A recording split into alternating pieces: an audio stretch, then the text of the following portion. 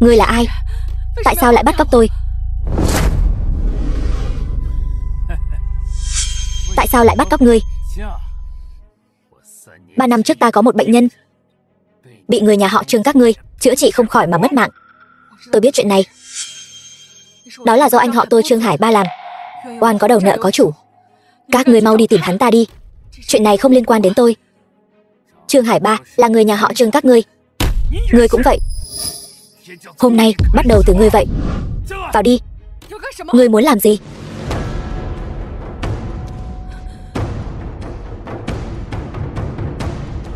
Các ngươi muốn làm gì? Làm gì sao? Tìm hai huynh đệ hầu hạ ngươi, sau đó đem hình ảnh Giao Long đảo phượng của các ngươi tải lên mạng, để cho danh tiếng nhà họ Trương các ngươi vang danh thiên hạ. Ngươi vô sỉ. Lên. Buông tôi ra.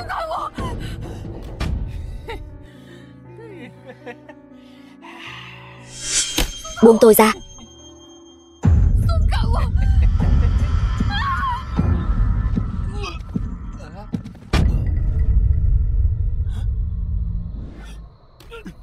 Ngươi là ai?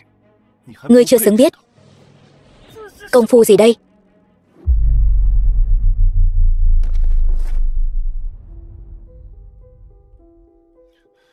Cô có sao không? Cảm ơn anh đã cứu tôi. Tiểu thư quá lời rồi. Tôi chỉ thấy bọn chúng bắt cô lên xe nên đi theo. Không sao là tốt rồi. Từ hôm nay trở đi, anh chính là ân nhân cứu mạng của tôi. Tiểu thư quá lời. Hẹn gặp lại. Khoan đã. Công phu vừa rồi của anh chẳng lẽ là tuyệt kỹ thất truyền đã lâu, tinh thần công kích? Tiểu thư nhìn nhầm rồi. Chiêu này gọi là phi thạch điểm huyệt. Phi thạch điểm huyệt, đó cũng là một công phu lợi hại. Người đâu? Thiếu gia, ngài đã về. May mà tôi đến kịp, cứu được Trương Khiêm. Nếu không hậu quả thật khó lường. Đúng rồi. Chuyện tôi bảo cậu điều tra thế nào rồi? Rốt cuộc là ai đứng sau giật dây? Thiếu gia, toàn bộ chuyện này có liên quan đến Vu Kiếm Nhân, không thể thoát khỏi liên quan. Vu Kiếm Nhân.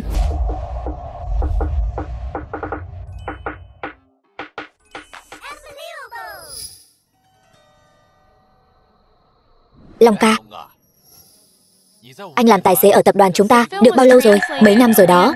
Sao thế? Bộ phận an ninh của chúng ta đang tuyển thêm người. Đãi ngộ lại hậu hĩnh. Có muốn tôi nói với Trương tổng điều anh sang bộ phận an ninh không? Không hứng thú. Trang ca, tôi đây. Gì vậy? Có chuyện rồi. Giữa ban ngày ban mặt có thể có chuyện gì chứ? Trương tổng, cô ấy bị bắt cóc rồi. Cái gì? Được, mọi người cứ đợi tôi ở trên đó, tôi sẽ đến ngay.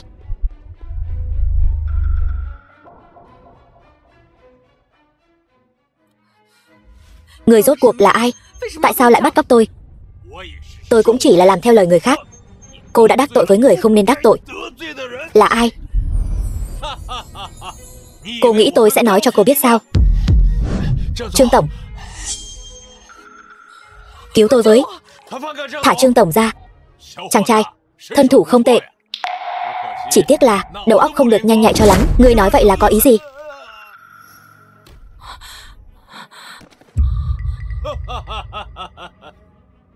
Tam thúc, điều này quá khắc nghiệt rồi.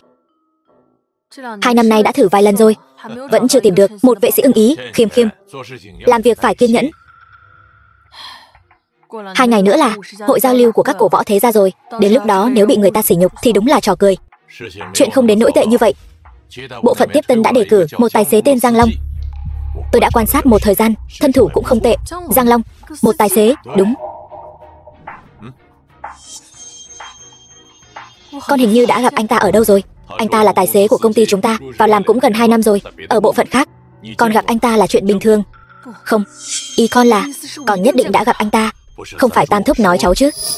Anh ta chỉ là một tài xế nhỏ bé, không thể vì anh ta đẹp trai mà cháu lại hạ thấp thân phận đại tiểu thư của mình. Không, Tam thúc, ý cháu là Cháu hình như đã gặp anh ta trước đây. Thôi nào, con đã thấy rồi, được chưa? Thúc xem thúc kia.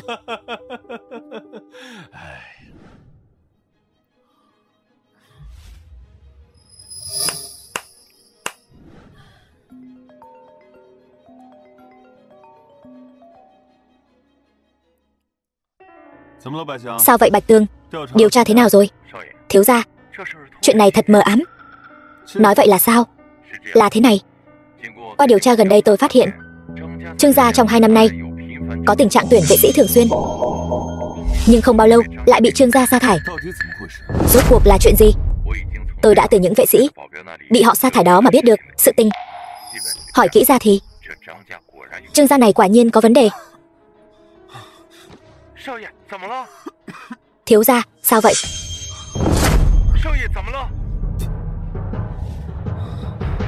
Lại phát bệnh sao? Yêu cầu của người thuê chúng tôi rất đơn giản. Giao cuốn sách của Trương gia các người ra đây. Từ nay về sau, đảm bảo ngươi sẽ sống tốt. Sách gì tôi không biết. Trên khuôn mặt xinh đẹp của ngươi nhẹ nhàng rạch một nhát. Sẽ thế nào? Ngươi muốn làm gì? Sợ rồi chứ gì? Nói mau, sách giấu ở đâu? Dù ngươi có lấy mạng ta, tôi cũng sẽ không nói cho ngươi biết. Ra tay đi. Được, vậy ta sẽ thành toàn cho ngươi. Dừng tay. Người này, tôi nhất định đã gặp anh ta. Đừng lại đây. Tiểu thư Trương gia đang ở trong tay ta. Vốn không muốn động thủ. Thuộc hạ của ngươi đều đã bị ta xử lý rồi. Ngươi cũng không chạy thoát được đâu. Một tài xế bé nhỏ, không ngờ lại là người luyện võ. Sao ngươi biết ta là tài xế? Ngươi là ai?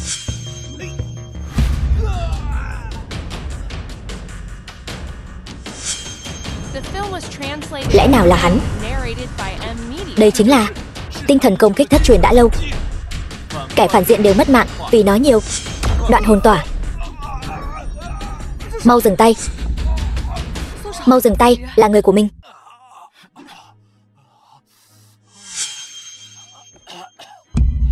Chàng trai, cậu nghiêm túc đấy. Tôi chút nữa thì bị cái thứ gì đó của cậu đoạn hồn tỏa siết gãy cổ rồi. Ban đầu tôi cứ tưởng Trương tổng bị bắt cóc, ai ngờ chỉ là một trò chơi. Đây không phải trò chơi. Đây là vì Khiêm Khiêm tìm kiếm vệ sĩ riêng. Chàng trai, chúc mừng cậu.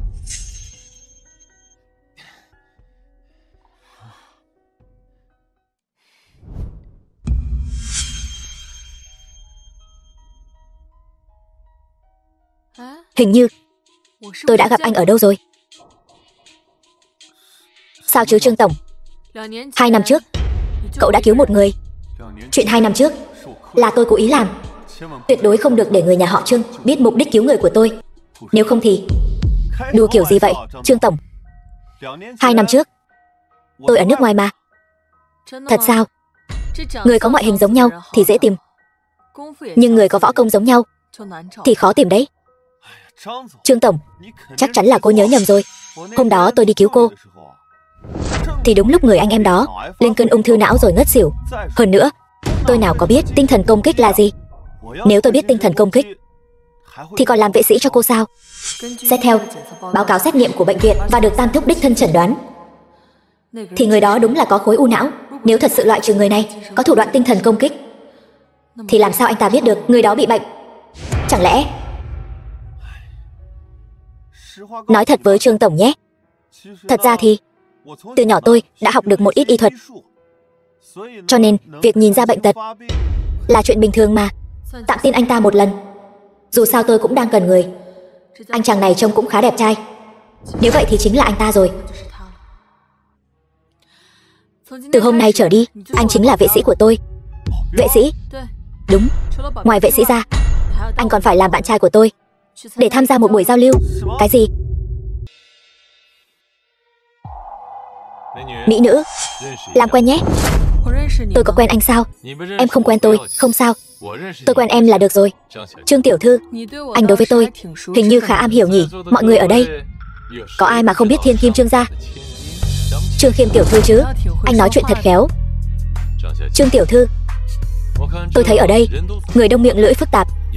Hay là chúng ta tìm một nơi thanh nhã hơn, tiếp tục trò chuyện thì sao? Tiên sinh e là đã xem tôi là loại con gái ngây thơ rồi.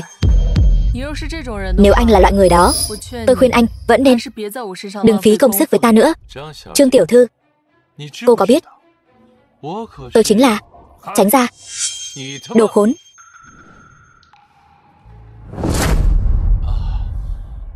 Xin lỗi, vừa rồi là lỡ lời. Lỡ lời.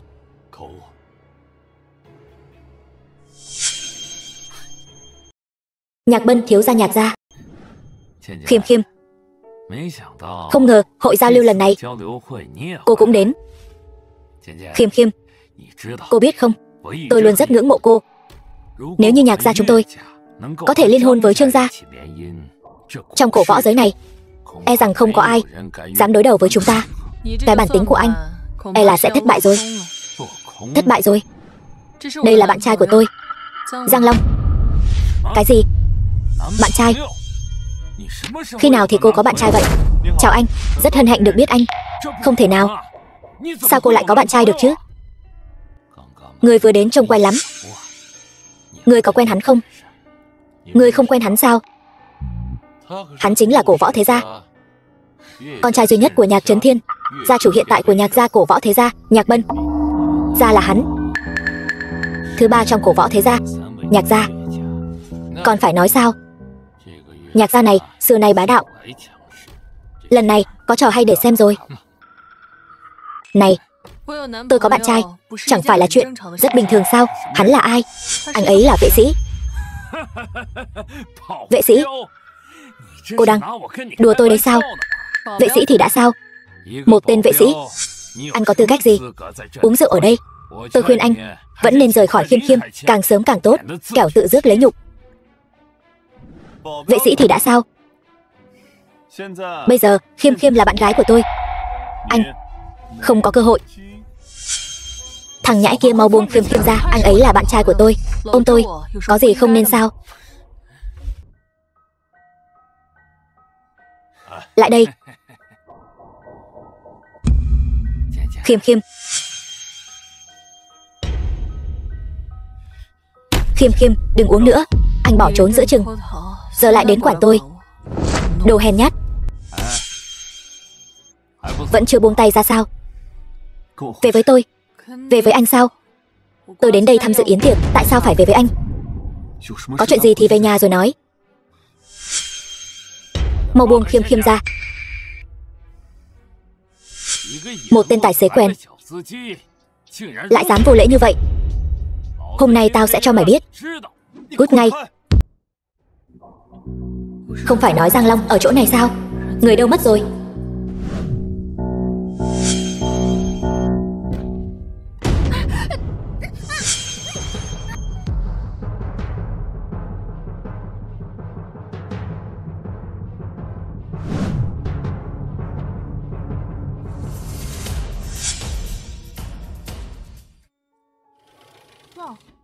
Đây chẳng phải tiểu thư Trương gia, Trương Khiêm sao? Này là đắc tội bang phái rồi, hay là bị người ta bắt cóc rồi? Tiểu thư, lần này có trò hay để xem rồi. Trò hay? Trò hay gì? Tiểu thư, Trương gia là kẻ tử thù của Lăng gia chúng ta. Ngươi nói vậy cũng đúng. Nhưng chuyện hôm nay để chúng ta gặp phải cũng coi như có chút thú vị. Phái người theo dõi đám người đó, cần thiết thì có thể hỏi Trương gia đòi một ít lợi ích. Thuộc hạ hiểu rồi.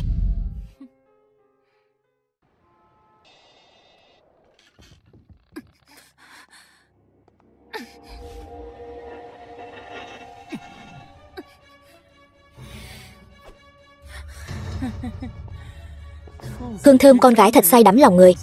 Ngươi là ai? Tại sao lại bắt cóc tôi?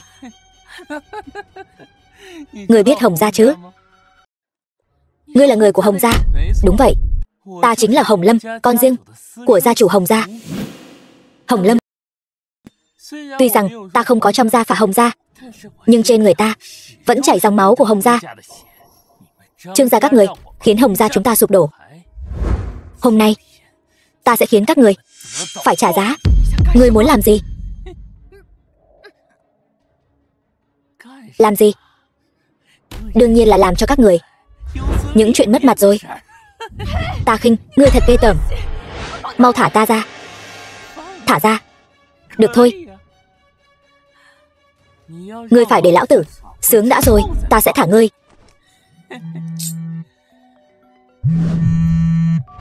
Alo, Hồng Lâm, ta cảnh cáo ngươi, Trương Khiêm là người phụ nữ của ta. Đừng làm bậy.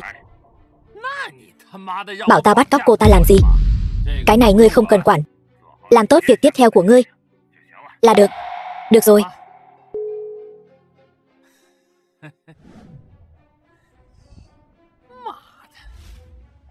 Miếng thịt đến miệng lại bay mất rồi. Lão đại, tiếp theo chúng ta nên làm gì? Gọi điện thoại cho lão già Trương Kiến Khuê, bảo hắn chuẩn bị 1 tỷ để chuộc ngươi. Cái gì? Ngươi muốn tống tiền Trương gia chúng ta sao? Ngươi đừng hòng. Anh nói, có thể là nhà họ Lăng bắt cóc Trương tiểu thư. Đúng vậy. Không được nhìn, lái xe. Lăng Thu tiểu thư phải không? Tên tài xế nhỏ này lại còn nhớ tôi cơ đấy. Tôi nói này Lăng Thu tiểu thư, chúng ta không thù không oán, sao cô cứ nhằm vào tôi thế? Đừng có giả vờ. Anh và Bạch Tường cùng nhau hạ gục nhà họ Hồng, chính là chặt đứt một cánh tay của nhà họ Lăng chúng tôi. Nhà họ Lăng chúng tôi không dễ nói chuyện đâu. Lăng tiểu thư, tôi còn có việc, mời cô tự nhiên. Này tên tài xế nhỏ, anh có biết tôi đến để giúp anh giải quyết vấn đề không? Cô nói chuyện của Trương tiểu thư sao? Anh cũng không ngốc lắm.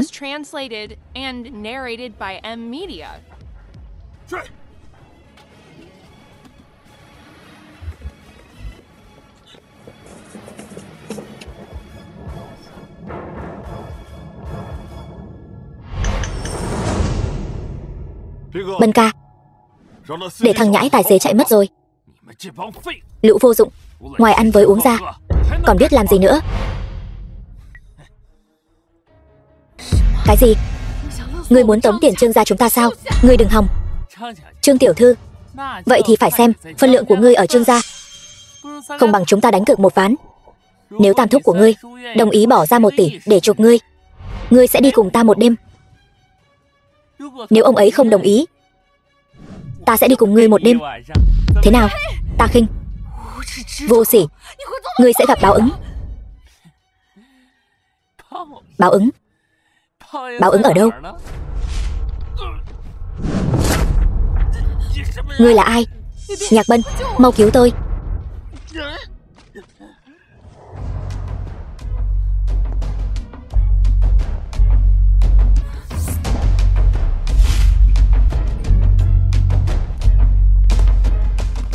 Chậm thôi.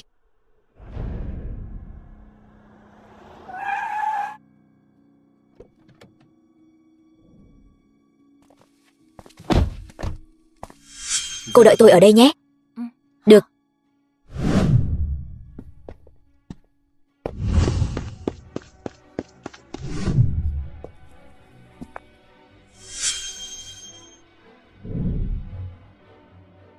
Lẽ nào ta đến muộn rồi sao?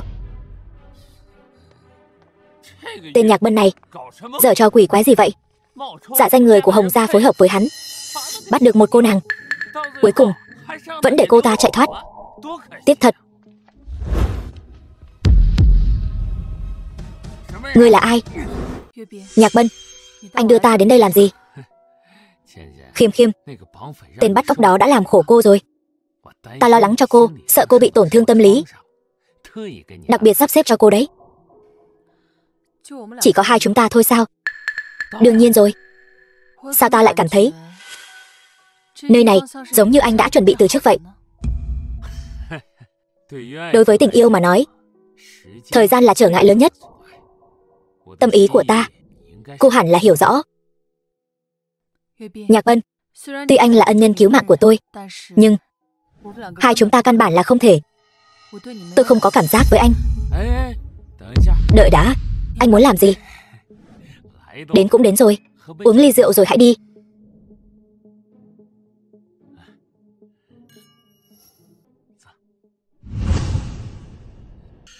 Tam thúc của cô dù sao cũng là người của thế hệ trước rồi. Lần này nên là thế hệ trẻ, thanh niên tài tuấn mới đúng. Rượu này.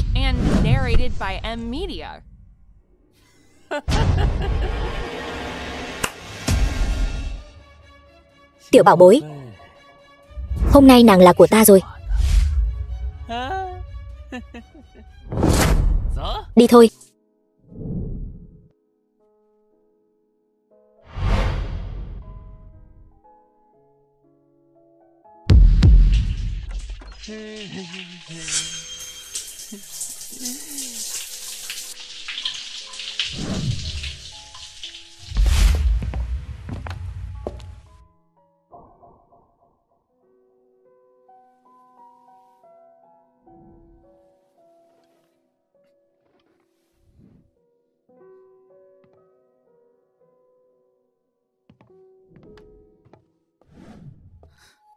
Yên tâm mà đi, ta đã thông báo cho phóng viên rồi. 5 phút nữa sẽ đến.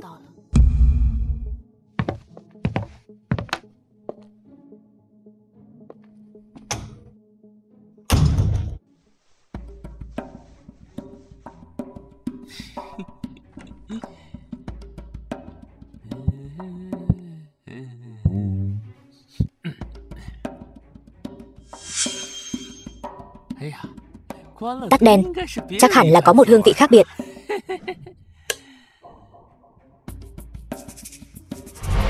Bé cưng, ta đến rồi.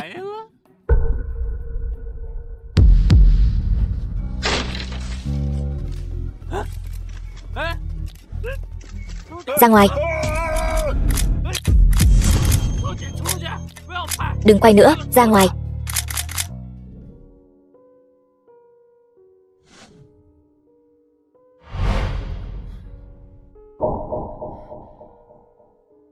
Sao ta lại ở đây? Tôi đưa cô về nhà. Tôi đang ăn cơm mà. Anh đến khi nào? Không phải. Tôi nói anh 2 ngày nay rốt cuộc đang làm gì vậy? Anh làm vệ sĩ, thực sự rất không xứng chức. Cô còn tâm trạng nói mấy chuyện này sao? Sáng nay cô bị bắt cóc, chiều lại bị người ta đưa đi làm cái trò ăn tối dưới ánh nến gì đó. Cô có biết có bao nhiêu người lo lắng cho cô không? Sao anh biết? Anh trả lời tôi đi. Sao anh biết được?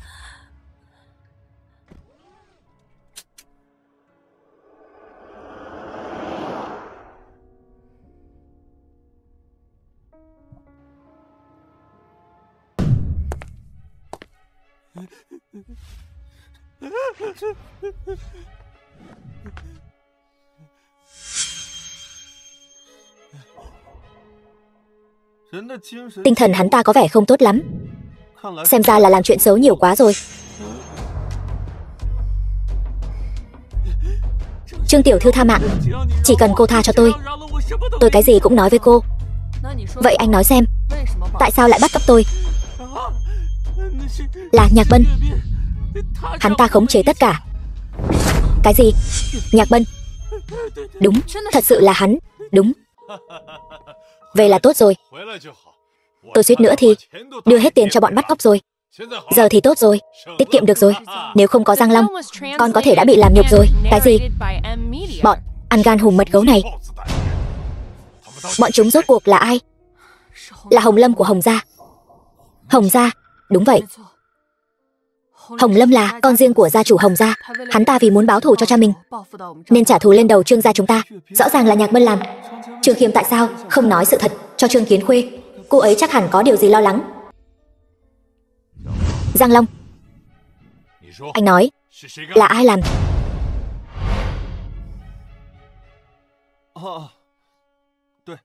Đúng vậy, thật là như Trương tiểu thư nói, đúng là do tàn dư của Hồng gia làm. Tuy nhiên, tôi đã sắp xếp ổn thỏa hậu sự cho bọn chúng, đều bị cảnh sát bắt đi rồi. Khiêm Khiêm quả nhiên không nhìn lầm người. Anh làm rất tốt. Đều là phận sự.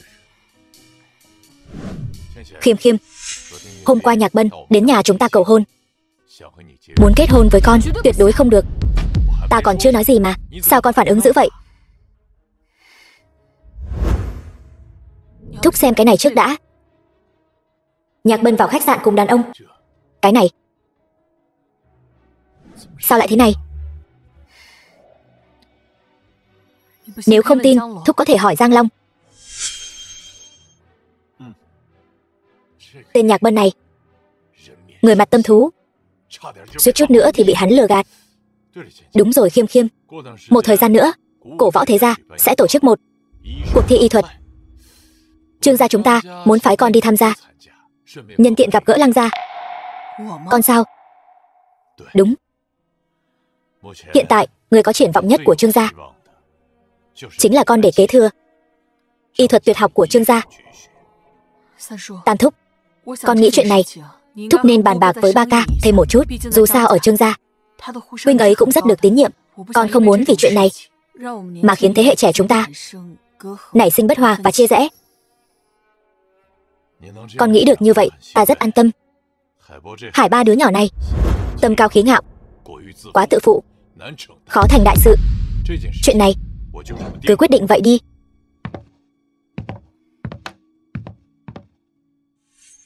Trương tiểu thư, lúc nãy tại sao cô không nói thật?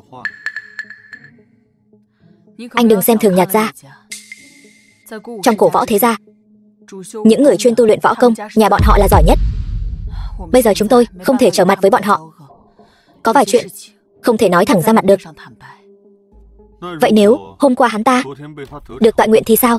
Ta sẽ cùng tên cẩu tặc đó đồng quy vu tận, cũng sẽ không cam chịu khuất phục hắn. Ngô lão gia.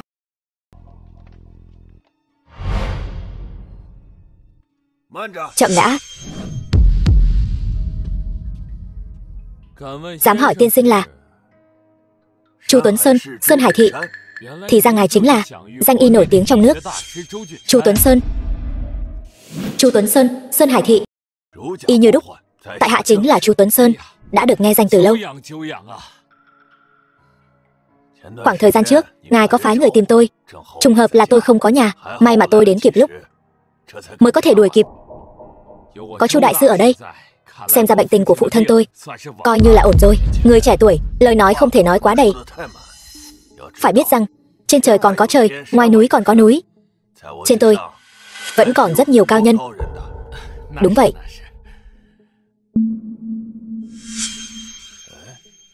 Này vị tiểu hữu này, trông rất quen mắt. Tại hạ chỉ là người bình thường, tên Giang Long. Không, cậu hẳn là người của Trương gia. Tôi đã gặp cậu ở Trương gia. Trí nhớ của lão già này sao lại tốt như vậy? Quả nhiên là cậu. Cậu chính là người của Trương gia. Chu đại sư, ngài chắc không nhầm lẫn chứ? Vị này là bằng hữu của Bạch Tường, là người ghé qua Trung Cổ Thị. Chu mỗ ta đã lớn tuổi rồi, khuyết điểm không ít. Ưu điểm duy nhất chính là vừa nhìn nhớ ngay. Cậu ta chính là cái tên tài xế quen của Trương gia. Gì? Tài xế của Trương gia? Không sai.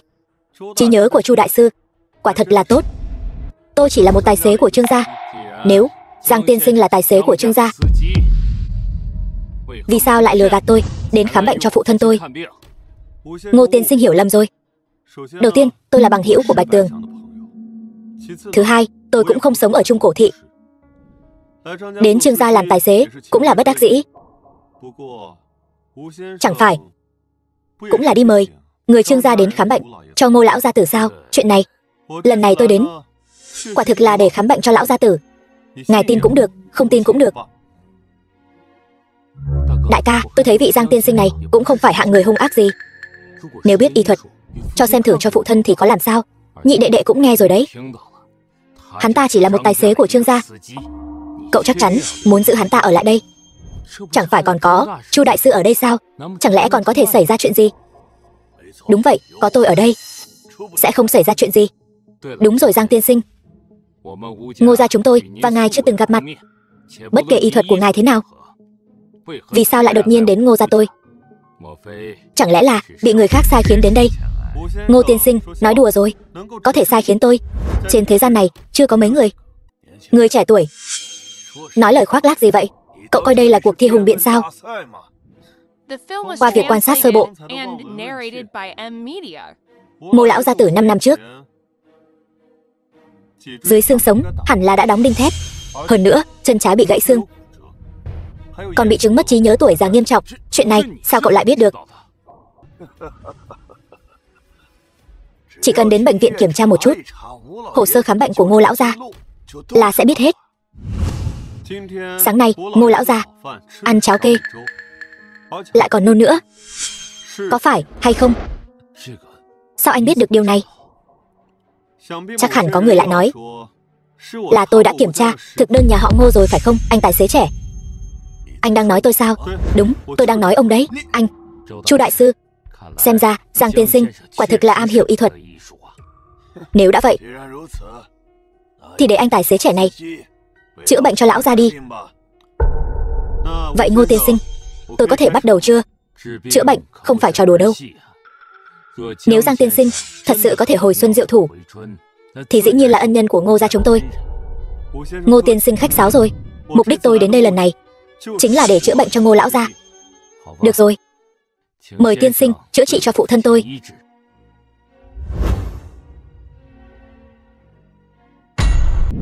Ngô mỗ tôi không dám nhận đâu. Phụ thân người tỉnh rồi. Nhờ có tiểu huynh đệ diệu thủ hồi xuân, tôi thấy khỏe hơn nhiều rồi. Ngô đại ca, lão gia tử mới vừa hồi phục, đường ruột vẫn còn hơi khó chịu, cần người hầm cháo sườn non cho ông ấy. Được, tôi sẽ đi sắp xếp ngay.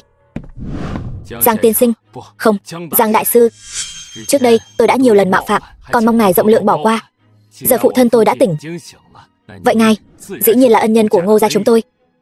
Ngô đại ca khách sáo rồi. Những gì tôi nói với ngài trước đây, từng câu từng chữ đều là sự thật. Tôi và Bạch Tường là bằng hữu.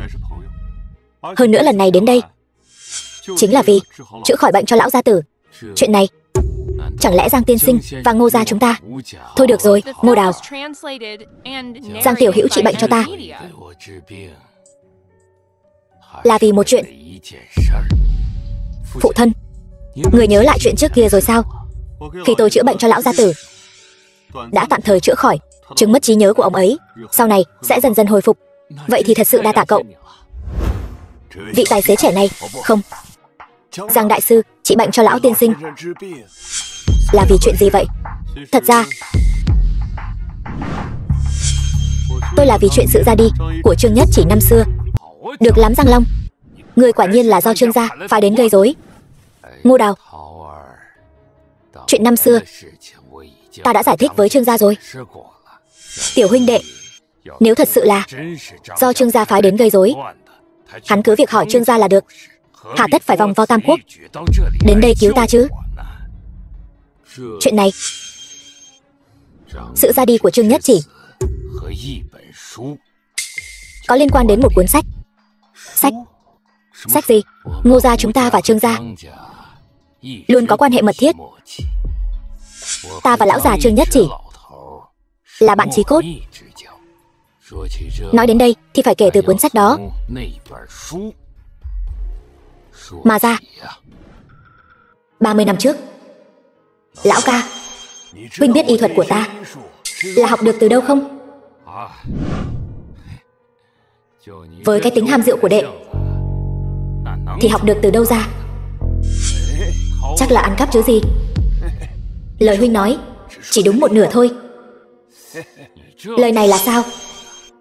Còn nói đúng một nửa. Y thuật của ta đều là học từ một cuốn sách. Cuốn sách này ta có được thông qua một tên trộm mà mua được. Ra là vậy. Nào, ban đầu ta cứ tưởng hắn say rượu, cũng chẳng để ý. Nhưng chuyện sau đó lại khiến ta nhớ mãi không quên. 3 ngày sau, lão ca, cứu tôi với. Chuyện gì thế này? Chuyện này đại khái là như vậy. Trương Nhất Chỉ đột nhiên giữa trưa uống rượu với ta, tối lại bị người ta ám toán. Vậy thì cũng quá trùng hợp rồi. Rõ ràng là muốn đổ tội cho ông. Đúng vậy, nhà họ Trương mới tin một phần những gì tôi đã nói. Nếu không thì nhà họ Trương sẽ liều mạng với chúng ta. Vậy nên những gì ngài vừa nói, năm đó y thuật của Trương Nhất Chỉ là học được từ một cuốn sách. Trương Nhất Chỉ sau khi say rượu đã nói ra, cho nên sự ra đi của ông ấy cũng có thể có liên quan đến cuốn sách này. Tôi cũng phỏng đoán như vậy. Được, giờ tôi đã biết được Trương Nhất Chỉ qua đời như thế nào. Vậy tại hạ xin cáo từ. Tiểu huynh đệ, cậu vừa cứu tôi một mạng, giờ lại muốn đi rồi. Tôi thấy áy náy lắm. Mô lão gia, dạo này tôi đều ở Trung Cổ, sẽ không đi đâu. Chúng ta sẽ còn gặp lại. Chờ đã. Chu tiên sinh, còn việc gì sao? Chu mẫu nguyện bái Giang đại sư làm thầy. Không thể nào. Chu đại sư là bậc thầy y học, sao dám nhận ngài làm đồ đệ? Giang đại sư quá khiêm tốn rồi, ta hổ thẹn, không dám nhận. Chuyện bái sư, thôi bỏ đi. Ngày khác chúng ta có thể luận bàn y thuật. Cáo từ. Giang đại sư. Các người muốn làm gì? Trương tiểu thư, đi theo chúng tôi một chuyến.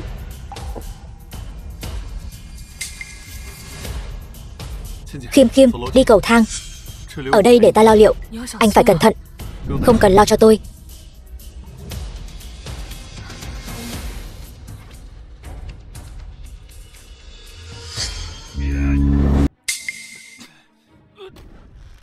Vị đại ca này, xin hãy tha cho tôi.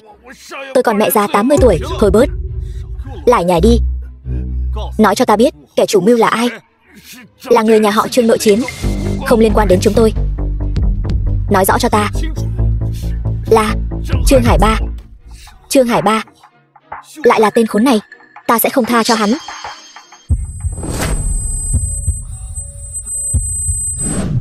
Còn chắc chắn muốn đến Trung Cổ thị sao?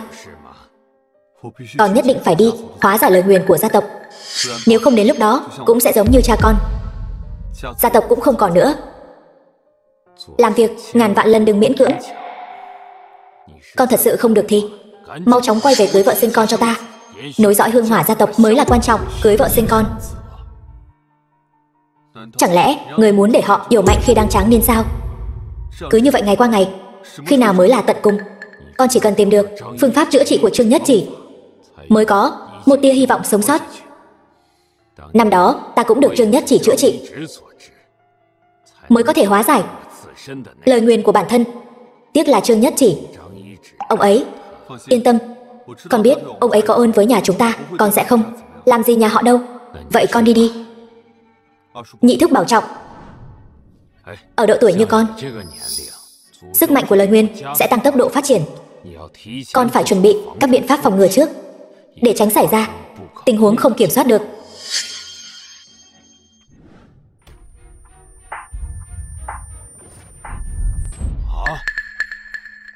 Hàng mới được giao hôm nay đấy. Hai thằng nhóc mang đến là nam, trông có vẻ khỏe mạnh. Rất tốt. Cái gì? Bây giờ đã cần rồi sao? Người mới vừa được đưa đến thôi mà. Tôi còn chưa kịp kiểm tra nhóm máu nữa là cần gấp vậy sao? Được rồi, ngươi đợi đã. Chàng trai, đời người sinh tử luân hồi, chỉ là vấn đề sớm muộn thôi. Để ta kiểm tra nhóm máu cho ngươi. Lấy đồ ra là ngươi sẽ siêu thoát, đầu thai vào kiếp tốt đẹp nhé. Sao có thể? Máu của ngươi màu vàng.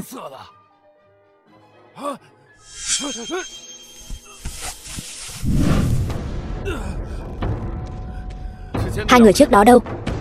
Hắn. Chàng trai, người ngươi muốn tìm ở đây này. Thằng nhãi này kỳ lạ thật. Máu này màu vàng kim. Vừa rồi tôi nhìn vào mắt hắn, tôi thấy đầu óc choáng váng. Gã này quả là một con quái vật. Bất tài, cứ nói là mình bất tài. Đừng làm mấy trò vô ích này. Vâng, ngài dạy dỗ đúng lắm. Chàng trai, trông cậu có vẻ đặc biệt đấy. Đến chỗ ta, thế mà vẫn còn kẻ chạy thoát. Lên cho ta.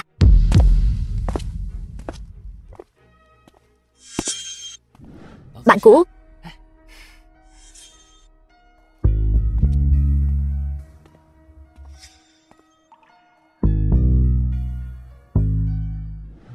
Dựa theo trận đấu thứ 2, Lăng Thu tiểu thư 97 điểm, Trương Khiêm tiểu thư 98 điểm. Tốt. Quả nhiên không nhìn lầm người. Lão già, cứ để bọn bay đắc ý một lúc, rồi sẽ có ngày bọn bay đẹp mặt.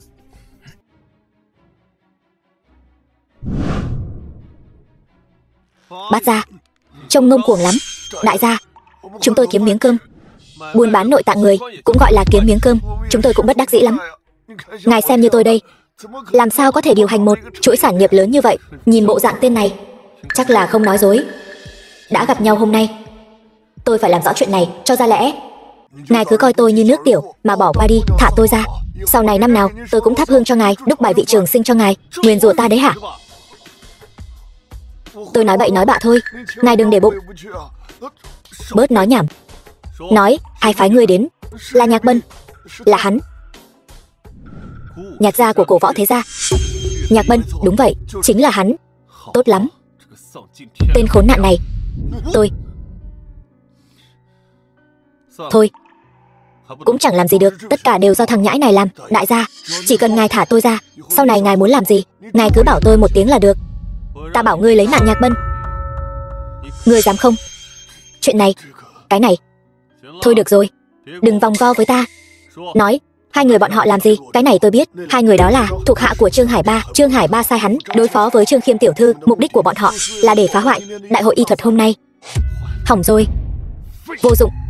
Mấy năm nay cho con đi du học nước ngoài, học hành cho chó gặm. Ba, dù con có cố gắng thế nào cũng không bằng Trương Khiêm và Lăng Thu.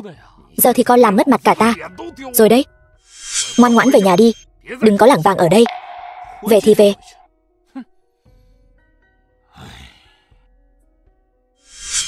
Bây giờ đã vào chung kết, là tiểu thư Trương Khiêm nhà họ Trương và tiểu thư Lăng Thu nhà họ Lăng. Cuộc so tài y thuật này đã đủ đặc sắc rồi. Không ngờ cả hai đều tinh thông thuật huyền ti trần mạch, thất truyền đã lâu, thật khiến người ta kinh ngạc.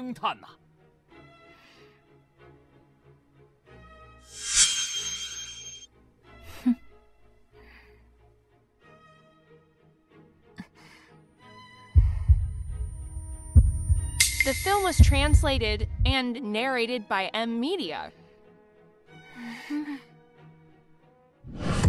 Khiêm, con sao vậy? Y tá. Cô ấy bị lao lực quá độ. Sao lại thế này? Nếu đã vậy, vậy thì Trương tiên sinh, nhà họ Trương các vị có muốn dừng cuộc thi không? Không thể dừng lại. Nhưng mà Trương tiểu thư này, vậy thì dùng sổ ghi chép chẩn đoán của Trương Khiêm để quyết định.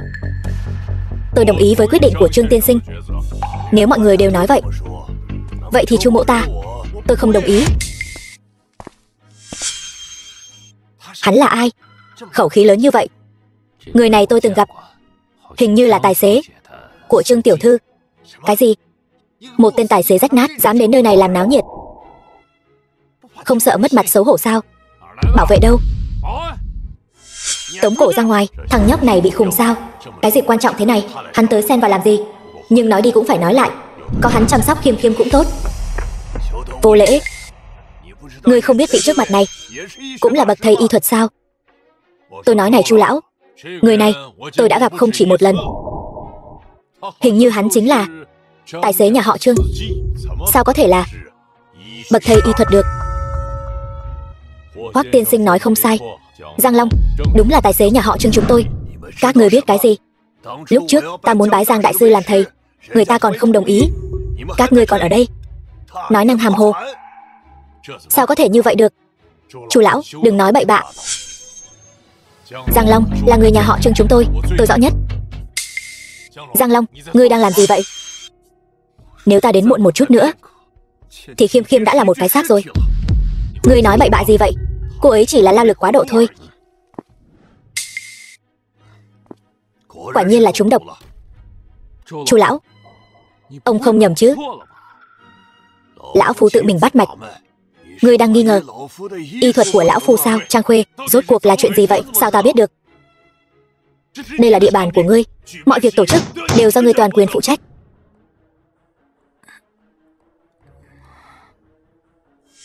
Tôi làm sao vậy? Cô trúng độc rồi. May mà ta đến kịp. Anh lại cứu ta một lần nữa. Hắn là đang có biểu cảm gì vậy? Là chê tôi hay là cảm thấy địa vị của hắn không xứng với tôi? Nếu Trương tiểu thư đã tỉnh Vậy thì cuộc thi tiếp tục. Khiêm Khiêm, cô thấy sao? Không sao. Tiếp tục đi. Không vấn đề gì là tốt rồi. Khiêm Khiêm con yên tâm. Vô luận kết quả như thế nào, ta nhất định phải điều tra cho ra lẽ. Hồ sơ chẩn đoán của hai vị tiểu thư tuy có chút khác biệt, nhưng gần như mô tả chính xác sự bất thường trên cơ thể bệnh nhân. Tuy nhiên, nếu nhất định phải phân cao thấp. Chờ đã, tôi vừa mới ngất xỉu, còn có một hạng mục quan trọng nhất chưa viết.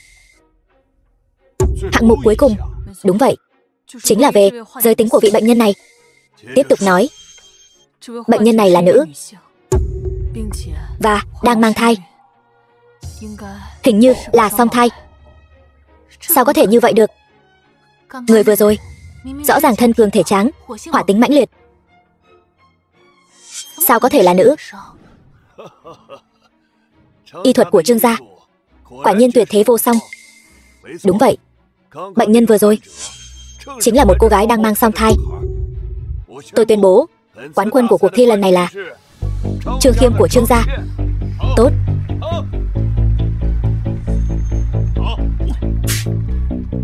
Giang Long, hôm nay may nhờ có cậu, nếu không Khiêm Khiêm đã gặp nguy hiểm rồi. Tôi chỉ tình cờ đến đúng lúc thôi. Đúng rồi Giang đại ca, những người chặn chúng ta sáng nay là người của ai? Đó là người của Trương Hải Ba. Cái gì? Là hắn ta? Vậy độc trên người tôi cũng có liên quan đến hắn ta sao? Điều này vẫn chưa chắc chắn, phải hỏi hắn ta mới biết được. Tên khốn nạn này vẫn chưa từ bỏ ý đồ. Sau khi trở về, ta sẽ khai trừ hắn khỏi tông tịch. Tôi chỉ đang nghĩ, một cuộc thi nghiêm mật như vậy, sao lại có người hạ độc?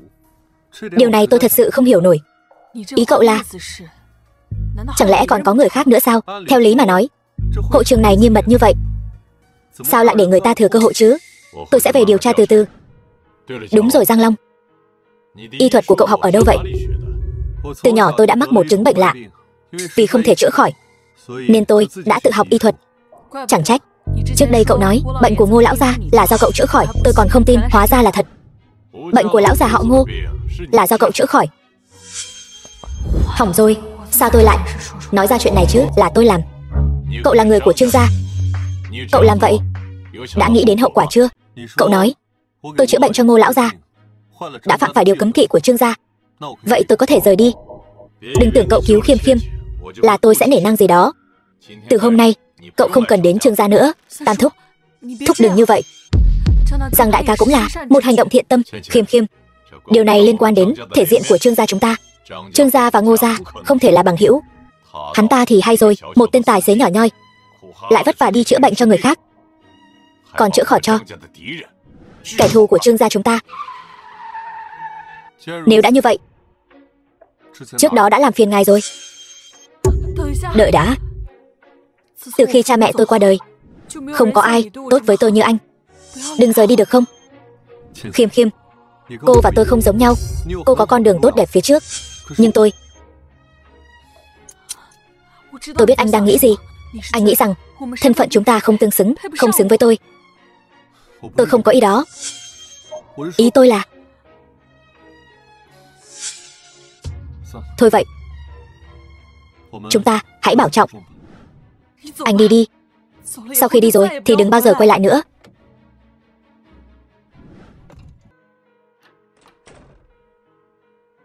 Thiếu gia, ngồi đi. Sự việc đã được điều tra rõ ràng. Khiêm Khiêm bị ai hạ độc? Chuyện này nói ra thì hơi phức tạp. Chẳng lẽ không phải Trương Hải Ba làm sao? Chuyện này có liên quan đến Trương Hải Ba, nhưng chất độc này được hạ vào đây. Huyền ti trần mạch. Đúng vậy, lúc đó Trương tiểu thư đang chẩn đoán dùng sợi tơ này bị người ta hạ kịch độc. Ai đã hạ độc mà không làm hại người chẩn đoán? Chỉ có Trang Khuê mới làm được. Đúng vậy, nhưng tại sao hắn ta lại hạ độc, đầu độc Khiêm Khiêm? Thiếu gia, ngài hãy nghĩ ngược lại. Nếu Trương tiểu thư mất mạng tại hội trường, thì Trương gia sẽ nghi ngờ ai đầu tiên? Lăng gia. Đúng vậy, chẳng lẽ bọn họ muốn Trương gia và Lăng gia gây sự với nhau. Có lẽ là vậy. Bát gia kia thì sao? Thiếu gia, bát gia này không đơn giản như chúng ta thấy bên ngoài đâu. Hắn ta hình như là một cao thủ. Là một cao thủ. Chẳng lẽ lúc đó hắn ta cũng lừa tôi như vậy sao? Điều này khó nói. Còn gì đặc biệt nữa không? Trước đây tôi đã phái huynh đệ của Bạch Long hội đi thử thân thủ của hắn ta. 3 cao thủ hạng nhất đều bị hắn ta đánh bị thương, suýt chút nữa không thoát ra được. Trước đây tôi chính là bị hắn ta lừa như vậy. Có lẽ vậy. Nếu vậy, lúc đó hắn ta nói về Nhạc Bân kia có thật không? Điều này thì không. Cái tên Nhạc Bân này, hắn ta quả thực có tham gia vào hoạt động buôn bán nội tạng người bất hợp pháp. Nhưng mà cái tên Bát gia này lại tự mình thoát thân rất sạch sẽ, không hề bị liên lụy gì cả. Xem ra những nhân vật lớn như vậy đều thích ngụy trang thành người nhỏ bé để qua mặt thế nhân. Sau này phải chú ý đến hắn ta nhiều hơn. Đúng rồi thiếu gia, cái lão già Trương Kiến Khuê đó dám đối xử với ngài như vậy, có cần phái người đi dạy dỗ hắn ta một trận không? Sao? Ngươi không muốn rửa tay gác kiếm làm thủ phủ nữa sao? Sau khi bị Lăng tiểu thư Lăng Thu của Lăng gia uy hiếp, ta cũng đã nghĩ thông suốt rồi. Có vài chuyện trốn là không thoát được đâu. Nói hay lắm. Nhưng mà Trương Kiến Khuê đó, nhà họ Trương đã từng có ơn với nhà ta. Đừng nói là Trương Kiến Khuê, dù là cái tên khốn nạn Trương Hải Ba đó, ta cũng không thể đối phó với hắn ta được. Nhưng mà thiếu gia, thân thể của ngài không thể cứ kéo dài mãi như vậy được. Nhà họ Trương này chắc chắn đang cất giấu phương thuốc có thể chữa trị cho thân thể của ngài. Hoặc là không phải phương thuốc, mà là một cuốn sách. Sách gì vậy? Cụ thể thì ta cũng không biết.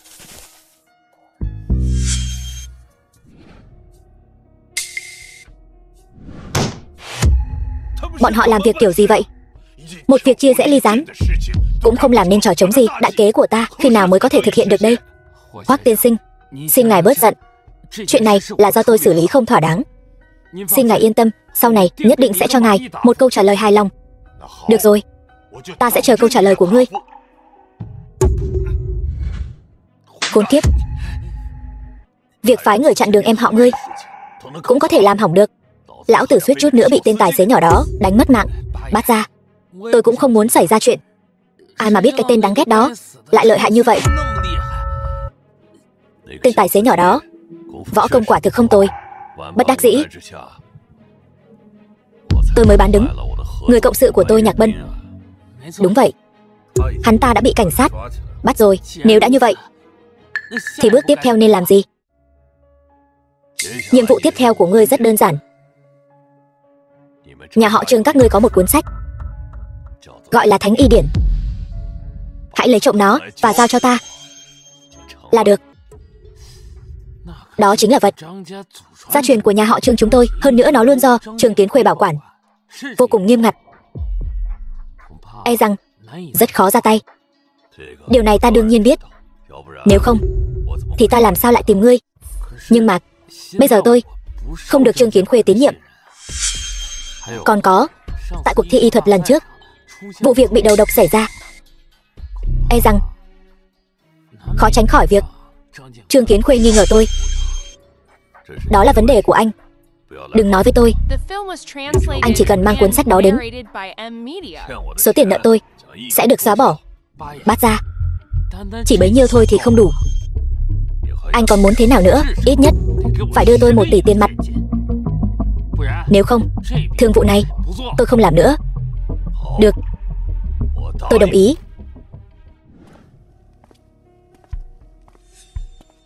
Trương tổng, chiều nay còn một cuộc họp, cô xem có cần chuẩn bị trước không? Biết rồi. Đúng rồi, có tin tức gì về Giang Long chưa? Chúng tôi không liên lạc được với anh ta. Nhưng mà Trương tổng, chẳng phải cô có cách liên lạc với anh ta sao? Đã nói là không liên lạc rồi. Trong ngày hôm nay tôi không gặp anh ta thì tôi sẽ đi liên lạc với anh ta, để người khác nhìn tôi thế nào. Trương huynh, hôm nay tìm ta có việc gì sao? Nghe nói ở đại hội y thuật, sao Trang huynh lại bỏ về giữa chừng vậy? Bị cha ta mắng, nói ta làm mất mặt lão nhân gia. Vậy ta còn mặt mũi nào mà ở lại đó nữa? Không phải chỉ là thua một trận đấu thôi sao? Trang bá bá cũng thật là Không còn cách nào khác. Chuyện xảy ra sau trận đấu, ngươi có biết không? Biết. Chỉ là không biết tên khốn nào hãm hại nữ thần trong lòng ta. Nếu để ta biết là ai giở trò, nhất định sẽ băm kẻ đứng sau cho chó ăn. Bất kể là ai làm, chuyện cũng đã qua rồi. Chúng ta phải nhìn về phía trước. Đúng vậy. Nhưng mà Trương huynh chắc không phải hẹn ta ra đây uống trà đâu. Đương nhiên là không rồi. Vậy thì huynh đệ, ta xin rửa tay lắng nghe. Anh thích cô em họ của tôi là chuyện ai cũng biết. Chỉ là để tên tài xế nhỏ đó nhanh chân đến trước một bước. Khiêm Khiêm cũng vậy, bị tên nhóc nghèo đó mê hoặc rồi. Chuyện này tôi biết. Tôi cũng đang lo lắng về chuyện này đây.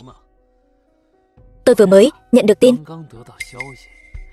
tên tài xế nhỏ đó đã bị tam thúc của tôi đuổi ra khỏi Trương gia rồi. Đây là cơ hội tốt đấy. Trương huynh đây là muốn giúp tôi có được Khiêm Khiêm sao? Tôi đâu phải nữ thần của anh. Anh kích động cái gì? Tôi quá kích động rồi.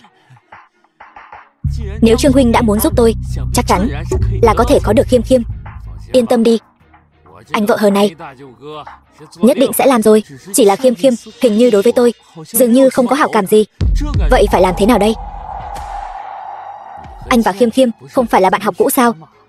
Chuyện này có thể thực hiện được đấy. Ý của anh là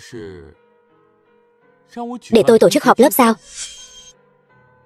Lúc đó ta sẽ sắp xếp người giúp ngươi. Được. Thiếu gia, theo điều tra của ta, bát gia này hình như có liên quan đến tổ chức sát thủ Ma Vân. Lẽ nào là tổ chức quốc tế Ma Vân khét tiếng kia? Bát gia này không đơn giản.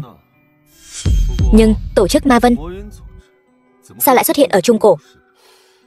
Chẳng lẽ cũng là vì cuốn sách đó? Không loại trừ khả năng này. Người nhất định phải theo dõi sát sao động tĩnh của bọn chúng, bảo vệ tốt bản thân. Vâng.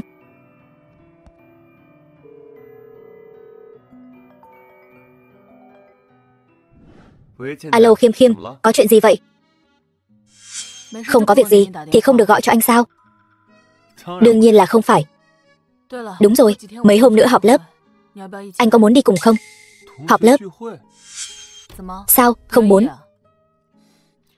Chỉ là thân phận của ta. Vậy thì giống lần trước, vẫn làm bạn trai ta nhé. Cô cứ muốn ta làm bạn trai cô vậy sao? Anh cứ nói có đồng ý hay không đi. Được, ta đồng ý. Tốt. Vậy chúng ta không gặp không về. Thiếu gia, ngài chẳng phải đã rời khỏi Trương gia từ lâu rồi sao? Nói chính xác là bị Trương Kiến Khuê đuổi ra, không liên quan đến Khiêm Khiêm. Gần đây, các cổ võ thế gia ở Trung Cổ liên tục giở trò. Ta lo buổi họp lớp này cũng sẽ. Đừng lo, ngươi chỉ cần chú ý động tĩnh của bọn chúng, còn lại cứ để ta lo. Trương Tán, chúng ta từ khi tốt nghiệp đại học đến giờ đã lâu không gặp rồi nhỉ? Nghe nói cậu giờ đã làm giám đốc kinh doanh của công ty niêm yết rồi sao? Thật hay giả vậy? Tớ nào sánh được với các cậu. Cậu xem, trang đống kia bao trọn cả sảnh tiệc. Độ chịu chơi này làm sao loại người nghèo kiết xác như tớ bì được. Vẫn là Trương Tán biết điều, luôn biết chỗ đứng của mình trong những dịp đặc biệt. Tiểu tiểu này, em càng ngày càng xinh đẹp nha. Nhìn cái bộ dạng keo kiệt của anh kia, em xinh đẹp thế này mà sao chưa thấy anh theo đuổi em vậy? Mọi người xem đó là ai kia. Các bạn học cũ, những năm qua các bạn thế nào rồi? Vẫn là Hoa Khôi nhìn đã mắt nhất. Cả đời tôi Vương Hạc Minh được làm bạn học với Trương Khiêm thì có thể đem ra khoe khoang cả đời. Chẳng phải nói nhảm sao? Ai nhìn thấy cũng nói vậy thôi. Chẳng phải dựa vào năng lực của mình, chỉ là đầu thai tốt thôi. Lương Tiểu Mai, không phải anh em muốn dìm hàng cậu đâu. Anh luôn muốn đầu thai làm con gái, nhưng không có phúc phận đó. Tự mình biết mình là thiên nga hay cóc ghẻ. Con người đều là có số mệnh cả. Phải nói là việc đầu thai cũng là một kỹ năng sống đấy. Sao mọi người đến sớm vậy? Chúng tôi cũng mới đến thôi. Mà này, hôm nay cậu xinh quá. Khiêm Khiêm, cậu cũng rất xinh đẹp. Khiêm Khiêm, trước đây cậu có bao giờ khen người khác đâu. Mà bây giờ nhìn cậu, khí chất cũng thay đổi rồi. Cảm giác như biến thành một người khác vậy. Đúng, tôi cũng thấy vậy. Không còn lạnh lùng như trước nữa, trở nên dịu dàng hơn trước rồi. Trước đây còn đi học mà, bây giờ chắc chắn có sự khác biệt so với trước đây rồi. Tôi thấy thiên đình của cậu đầy đặn, da dẻ hồng hào, tính cách có khác. Chỉ có một lời giải thích. Từ bao giờ cậu học được xem tướng vậy? Vậy cậu nói xem, rốt cuộc là Khiêm Khiêm làm sao vậy? Rất đơn giản, chỉ có một lời giải thích. Cô ấy có đàn ông rồi. Mọi người hiểu lầm rồi. Sao có thể như vậy được? Giải thích chính là che giấu. Cậu xem cậu kia, trước mặt bạn học cũ của chúng ta còn giấu giếm. Nói xem, người đó là ai nào?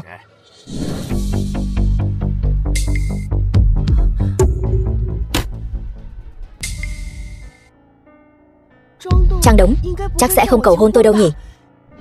Ra thế anh ấy tốt như vậy. Nếu anh ấy thật sự cầu hôn tôi nhất định sẽ đồng ý.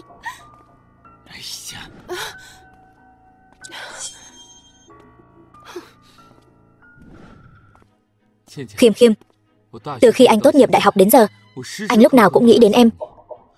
Anh biết em rất ưu tú. Mặc dù em có chút e ngại anh, nhưng anh muốn nói là anh thật sự rất thích em. Ở bên nhau nào? Hồ ly tinh, ở bên nhau nào? Đi đến đâu cũng mang theo vẻ lẳng lơ. Trang Đống, hôm nay là họp lớp. Cậu làm vậy là có ý gì? Anh thật lòng với em. Nói thật với anh, tôi hoàn toàn không có cảm giác gì với anh. Tại sao vậy? Gia thế của anh, địa vị của anh, năng lực của anh, điểm nào không phải là nổi bật? Điểm nào chứ? Phiên, tránh đường cho tôi. Phục vụ, chán sống hả? Cậu phục vụ nhỏ này bị điên rồi sao? Phục vụ đẹp trai quá, đúng gu của tôi. Lương Tiểu Mai, cậu có thể có chút tố chất không? Thấy trai đẹp là muốn chiếm lấy người ta, còn nói tôi nữa. Cẩn thận tôi xé rách miệng cậu đấy. Cậu là anh tài xế nhỏ đó phải không?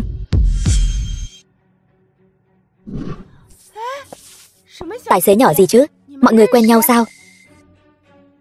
Trên đường đến đây, anh thấy một quầy hàng bán dây chuyền ven đường. Thấy cái này cũng được. Thích không? Chỉ cần là do anh tặng, em đều thích. Được, tặng cho em. Một sợi dây chuyền rẻ tiền ở lề đường, lại được coi như báu vật. Cái thế đạo này thật là không có thiên lý, để cho những kẻ độc thân như chúng ta tình cảm biết đi về đâu. Cứ tưởng là cao phú soái chứ. Không ngờ lại là một tên nghèo rớt mồng tơi, đồ hàng chợ. Các người biết cái gì? Đây mới gọi là lãng mạn. Khiêm Khiêm, có phải em muốn món đồ hàng chợ trong tay tên tiểu tử này cũng không thèm nhìn ta lấy một cái? Trang Đống, ta đã nói với anh rồi, ta không có cảm giác với anh. Anh hãy sớm từ bỏ đi. Nếu đã như vậy, chúng ta cứ chờ xem. Cái này gọi là lạc hoa hữu tình, lưu thủy vô ý. Anh hà tất cứ mãi quẩn quanh một gốc cây, có người lại thích mấy tên nghèo rớt mồng tơi. Hay là chúng ta thử xem.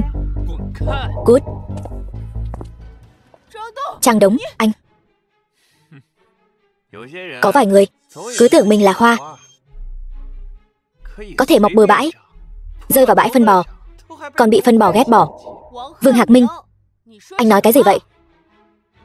Nói đùa thôi mà. Nếu cô bằng lòng, chúng ta có thể trò chuyện. Đảm bảo sẽ làm cô hạnh phúc mỗi ngày. Cút, thôi nào Tiểu Tiểu.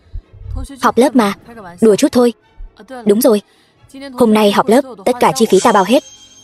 Các cậu cứ chơi cho vui vẻ. Được. Đến lúc đó, ta sẽ dụ hắn đến phòng riêng. Đến lúc đó sẽ phiền huynh đệ chiêu đãi hắn chu đáo. Yên tâm, chỉ cần thù lao đủ, chúng ta làm việc luôn sạch sẽ gọn gàng. Muốn một chân của hắn, giá cả ta trả gấp 3. Sảng khoái.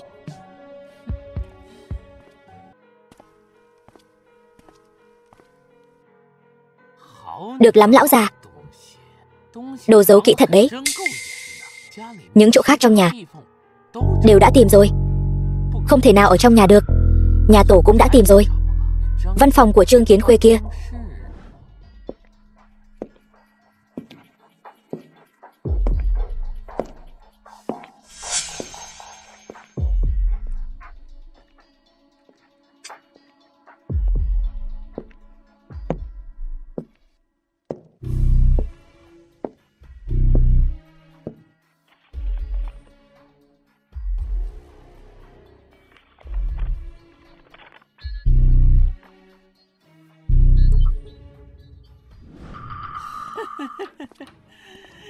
Tìm thấy rồi, tìm thấy rồi. Hay lắm lão già. Đồ giấu kỹ thật. Trương Hải Ba, con làm gì vậy? Lão già, ông tước bỏ tông tịch của ta, ta phải lấy lại chút lãi của ta chứ. Thánh y điển. Đặt sách xuống. Mỡ đến miệng mèo, sao có thể trả lại được? Biết điều một chút, nếu không ta sẽ cho ông đẹp mặt. Cậu nói ở đại hội y thuật chuyện Khiêm Khiêm trúng độc, có phải cậu làm không? Đúng vậy. Nếu không phải tên tài xế nhỏ đó liên tục phá hỏng chuyện tốt của ta, ta đã sớm lấy mạng con đàn bà đó rồi. Chầu trời đi.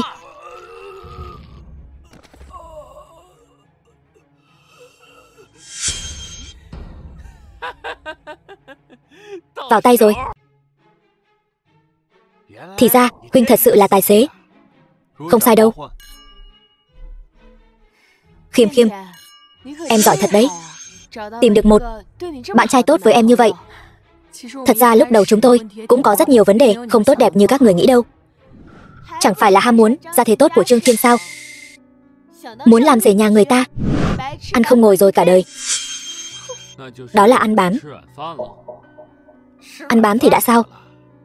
Ta cũng muốn ăn bám. Ai có thể cho tôi biết ở đâu có? Tôi nguyện dọn cả nhà đến. Các người đang nói nhảm cái gì vậy? Ai là Giang Long tiên sinh vậy? Tôi đây. Sao vậy? Anh có một người bạn đang đợi anh ở ngoài. Nếu là bằng hữu, anh đi trước đi. Chúng tôi đợi anh ở đây. Được.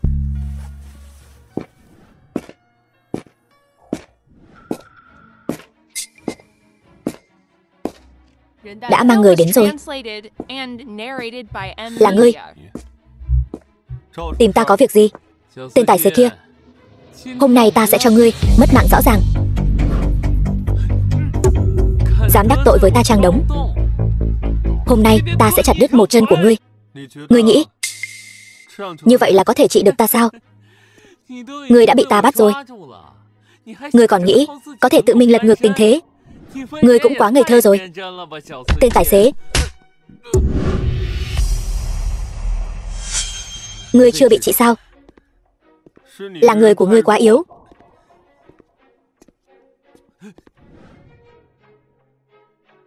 Ngươi đừng vanh váo. Ngươi cứ đợi đấy. Đúng, cứ đợi đấy. Tôi vừa định gọi điện cho anh. Người tôi bảo anh xử lý chính là hắn. Đánh gãy một chân của hắn cho tôi cho anh gấp 10 lần tiền hoa hồng. Gấp 10 lần. Người thật điên rồi. Sao lại đánh tôi? Thiếu gia, đều là lỗi của tôi. Xin ngài đại nhân đại lượng bỏ qua cho tôi. Tên tài xế này rốt cuộc là ai? Bạch Tường không nói với ngươi sao? Không được ức hiếp người lương thiện sao? Thôi, lần này bỏ qua. Lần sau chú ý. Thiếu gia, hắn, tôi luôn cảm thấy buổi họp mặt hôm nay rất kỳ lạ. Ngươi đi hỏi xem hắn ta rốt cuộc muốn làm gì. Vâng, thiếu gia. Nếu hắn ta dám không nói, hôm nay ta sẽ đánh gãy chân hắn. Không phải, ngươi muốn làm gì? Đi, không phải. Tôi nói hết.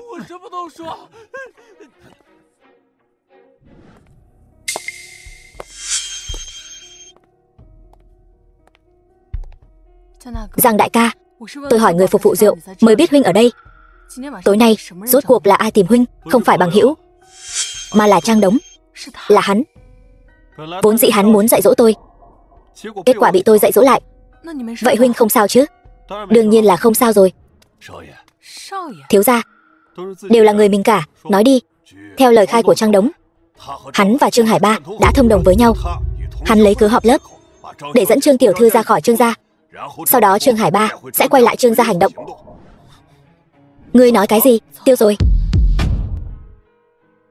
Giang đại ca, đây là âm mưu mà Trương Hải Ba đã lên kế hoạch từ lâu. Khiêm khiêm, ở nhà rốt cuộc có thứ gì đáng để Trương Hải Ba âm mưu như vậy? Một cuốn sách là do ông nội tôi để lại, Thánh Y Điển. Đúng vậy, tuyệt học y đạo của nhà họ Trương chúng tôi đều bắt nguồn từ cuốn sách này. Xem ra muốn trị tận gốc bệnh trên người tôi, bắt buộc phải tìm được Thánh Y Điển mới được. Chắc hẳn Trương Hải Ba cũng là vì Thánh Y Điển mà đến. Anh nói đúng. Tài xế, tăng tốc lên. Hy vọng mọi chuyện vẫn còn kịp.